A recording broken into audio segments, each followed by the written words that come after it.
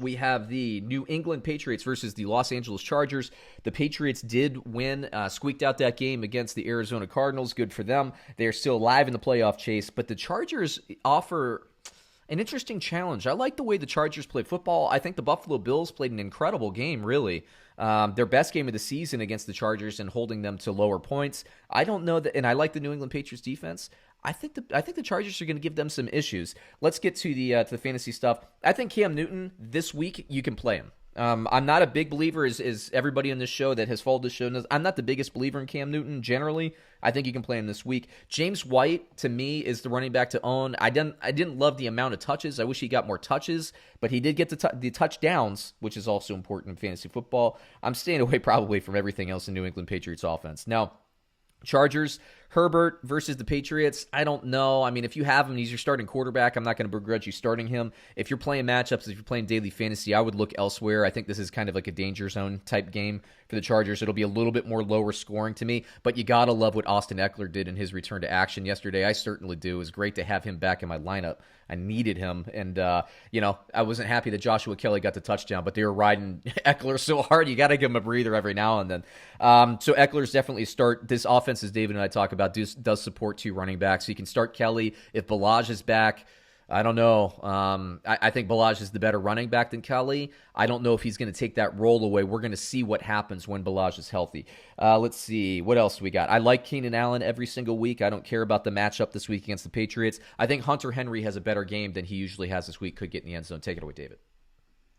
Yeah, I feel like this week really kind of exposed some of the head coaches, like permanently exposed them. Like, we hear all of the negative talk about the coaches like Adam Gase, Matt Patricia, Anthony Lynn. We hear it from the outside, but when you're not an actual Chargers fan, you don't always see every little thing. You don't see all the little details. Some of the stuff slips under the radar. But it was front and center this week. It was front and center on that fourth quarter drive when they were down to the 2-yard line, 20 seconds left, no timeouts, and they call a run play? Yeah. A run play up the gut to Austin. You're down 2 scores with 20 seconds left, no timeouts. You get down to the 1 on a crazy 4th down Hail Mary, and you call a run play? Mm-hmm. That is a fireable offense. It was bad. There's no turning back for Anthony Lynn. There's no saving grace from that. I mean, you have gone too far, and everybody, the entire country has seen it now, not just your fan base. Everybody is never going to let this down. We saw it, speaking of Adam Gase, we saw that did you see that interview with him No, week?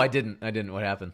It was absolutely nauseating, to be frankly honest. That the fact this guy has a job in the NFL as a head coach. He got caught with his hand in the cookie jar lying. They asked him, what's going on with the offensive coordinator, Dow Loggins? It didn't look like he was calling plays. Adam Gase lies through his teeth. He says, we do this every week. We called 3 plays the drive before, and I take over the 3rd downs. And everybody's looking at him like, what? And then they're saying, we were watching Dow Loggins, the offensive coordinator. He wasn't doing anything. He wasn't calling any plays. And Adam Gase goes, well, what part of the game are you talking about? And they go, it was the 3rd quarter. But he goes, well, when we got down, I took over some of the 2-minute stuff. I was trying to get things like this guy's clearly not mentally stable. Yeah. Like, even as a human, you got to be concerned for him as a human.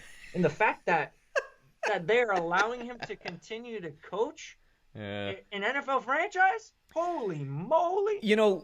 Back to Lynn specifically. I've always been concerned about him. Now, Lynn, I don't put him in the same class as like a Matt Patricia. I don't think Matt Patricia is any good, period. I think Lynn is actually a really good coach, but I think where he and I, I would put Denver and Fangio with what they did last week in the same boat. Is Lynn isn't a game savvy coach. Like, I don't think he's great with clock, and that's a lot of coaches are like this. I don't think he's great with clock. I mean, what they did running the ball there And I know they tried to catch him by surprise and all that, but that's a game-losing play. If you don't get it, you lose the game. And then they tried to and what ended up happening is they didn't have enough time, and they brought the field. Did you see that? I was watching the game. They brought the field goal kicker out because they wanted to get the field goal, the onside kick, and the bomb. But they didn't have enough time to execute the field goal.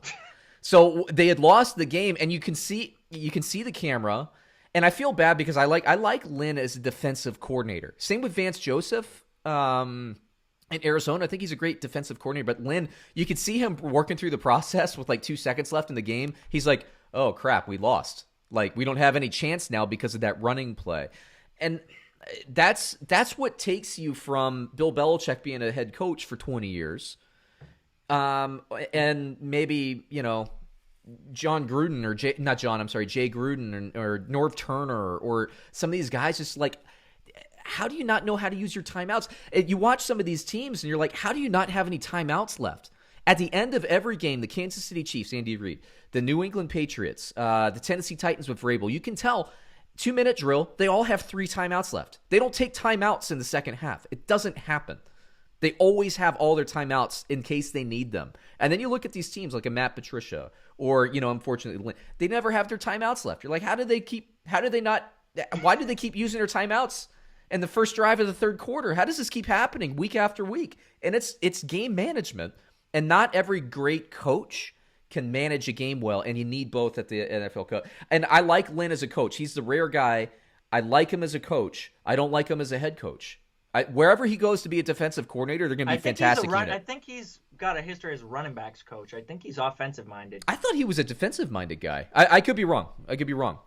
Either way, I think he's a good leader, but not a game manager, and that's where I'm at on them. They're going to have to... He's clearly in over his head when it comes to those sort of decisions. I agree. Belichick on the other side, not so much. But what's interesting, though, is I like Justin Herbert a heck of a lot more than I like Cam Newton.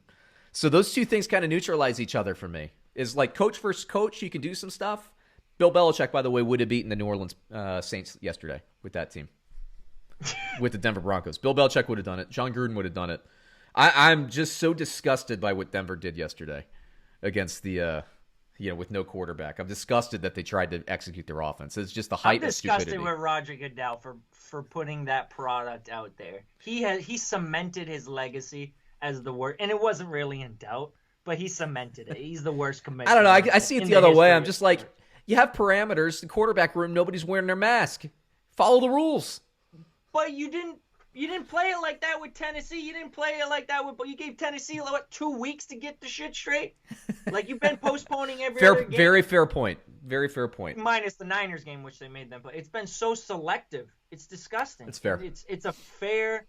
It's a fair criticism. Yeah, especially I think if you're absolutely. a fan of these teams. How do you look at the fans of the 49ers and Broncos, especially if you postpone? They have to put this Ravens game now on because just justify having put the Broncos game on. Like it's disgusting that Roger Goodell thought that was a good decision. Yeah.